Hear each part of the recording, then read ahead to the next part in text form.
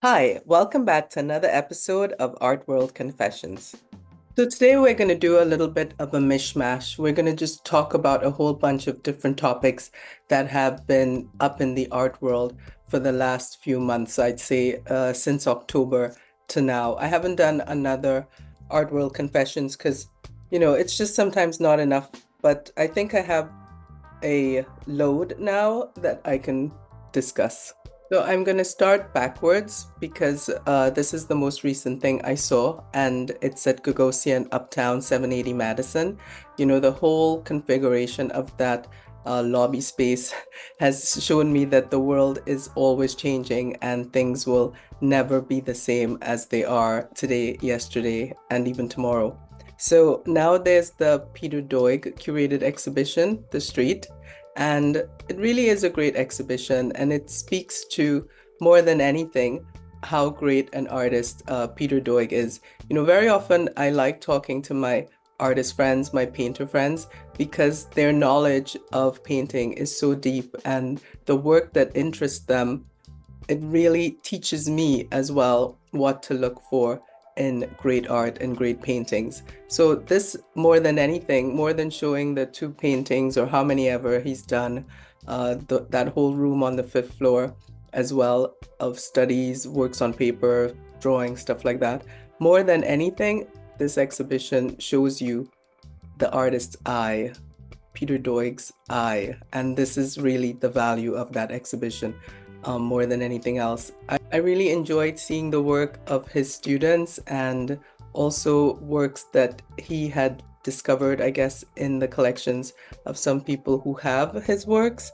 And of course, the story goes back to not only Gagosian, who had wanted to work with Peter for a long time and acquire his paintings, but also Peter himself working and living in Trinidad, where I'm from, with his whole studio film club and the crowd that he brought to Trinidad, which was, of course, quite amazing and good for the island in many ways. We still haven't figured out how to get some kind of representation at the Venice Biennale, but that's a whole other topic.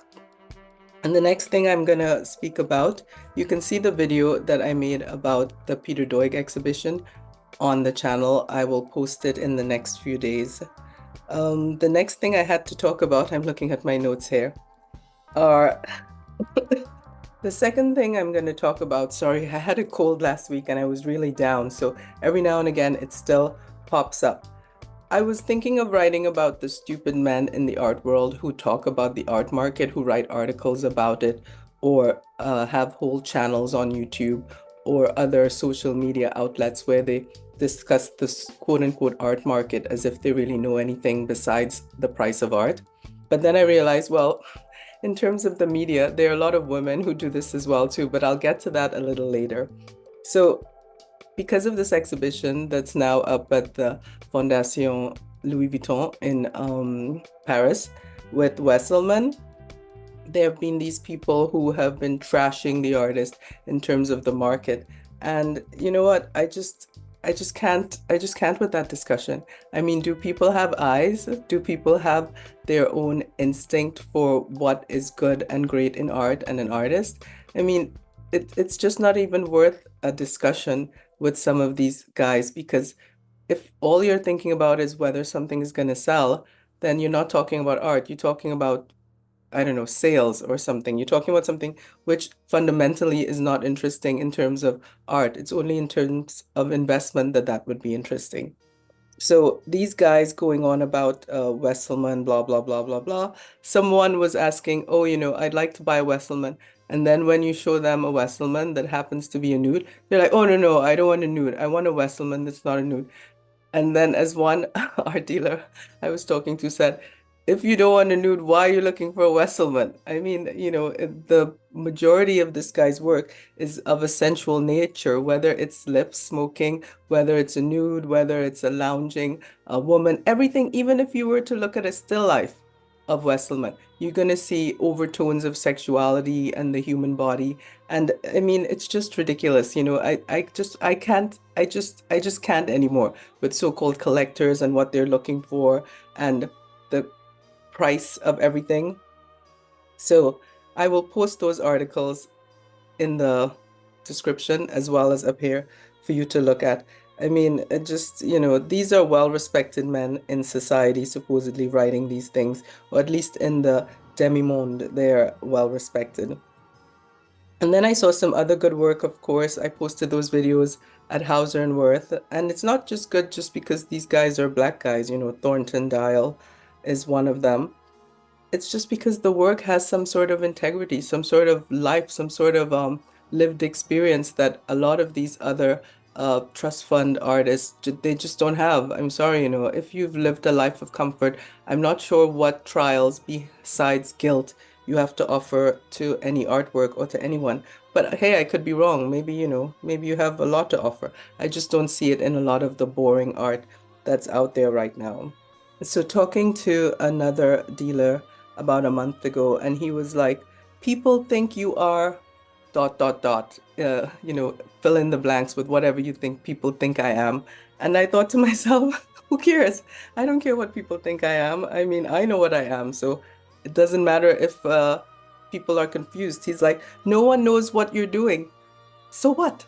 No one knows what he's doing. Why does anyone have to know what I'm doing? I'm doing what I'm doing, and whether I'm doing it to please other people or to please myself, or no one knows what I'm doing, which is good. I'd like to keep it that way. Maybe sometimes I don't even know what I'm doing. Maybe I'm compelled to do stuff which I have no idea why. I remember again, and I think I've said this on the channel before, one dealer calling me subversive. Yes, I like being subversive. I am subversive.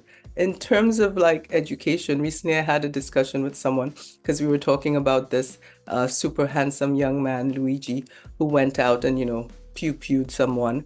And someone was saying, all that education down the drain. I was like, that's actually the opposite. If the point of education is to move society forward, then this young man has been extremely well educated because he's engaged society in such a way that we haven't been engaged in such a long time. To have conversations about equality, to have conversations about services, healthcare, stuff like that. He's stimulated all of this in our society where before everyone was just revering these CEOs for the massive amounts of money they make and stuff like that. Anyways, I won't go on about that because you can imagine that's a hot topic on the internet. And then I was looking at another article. This is what brings me to the female writers in the art world, where this CEO of auction house, Sotheby's, was being dragged over the coals because he posted something about being at the capital of capital to raise money for Sotheby's, which the article said that the owner of Sotheby's, Mr. Drahi, has over $60 billion in corporate debt, which is coming due in the next few years. And then I thought to myself, they can never say anything bad about these guys, like full on. They can never just go hard on these guys and just leave it like that. They always have to sort of give them a white glove condemnation. They always have to say bad things, but with a good twist at the end. So this article then ends, of course, saying, well, it's not so bad that these guys did these things. They're doing the best they can, and he probably is blah, blah, blah, blah, blah, blah. Anyway, I'll post the article down in the description, and you can see the article that I'm talking about there. And then this takes me to another article, which I read on LinkedIn. And I'm not sure who this guy is. I mean, apparently he's well known by some people, but first of all, there was a spelling error in the title of the article, which I pointed out and he subsequently fixed. But then there was a whole bunch of stuff again, in general, condemning the art world and that no one could keep up with, getting back to the start of the discussion, no one could keep up with Mr. Gagosian and his wonderful art exhibitions. And I had to laugh because on the one hand, yes, that gallery is great and well known for doing museum-like exhibitions. But on the other hand, he said something which was really not true. And I posted that here. You can see my response and what I said. And basically, again, these guys in these articles, they're always, in one way or another, never going full on condemnation, never really holding these big guys to task. They always have to somehow make it nice at the end of the article, which, either you tell it to them as it is so that things can improve, or just don't say anything at all instead of just sucking up at the end. So I think that's it. That's all I really had to say for these art world confessions. I mean, I had an idea to post a bunch of the boring art that I had seen around for the last few weeks or months. I mean, all these market darlings, which I guess are now becoming sort of redundant, just sitting on these walls, not selling. But I mean, it's just, the world is such an exciting place. There's so many amazing things going on. There's so many tragic things going on. And when we look at contemporary art and some of the stuff, maybe I'll post some of it there and there. When we look at that stuff, it is extremely boring. It is not in any way moving us forward as a society. It's not in any ways engaging us in conversation to make things better for the world, much less for ourselves. I mean, as a vanity piece, as a piece of investment, perhaps this art is interesting to some people, but for the most part, it's just a lot of boring crap. Behind me, I have something else from a young artist, Anne Herzog. This is from 2014, and it's Snaffleness or Snaffleskjöld. I'm not sure how to pronounce it, to be honest. It's a mountain in Iceland, and it has a whole folklore behind it. You can search her work online, Anne Herzog Artist. I think that's her website. And her work has completely changed since she recently came back from a transformative trip, let's call it that. And the focus of her work has shifted slightly, but she still is a great artist, I think, and you can check out what she's up to online. So that's it. Have a happy holiday. Thank you for being here. Thank you for being here. Thank you for being here. Thank you for liking, sharing, subscribing, hitting the bell notification so you know when I upload another episode of Art World Confessions. Have a great holiday.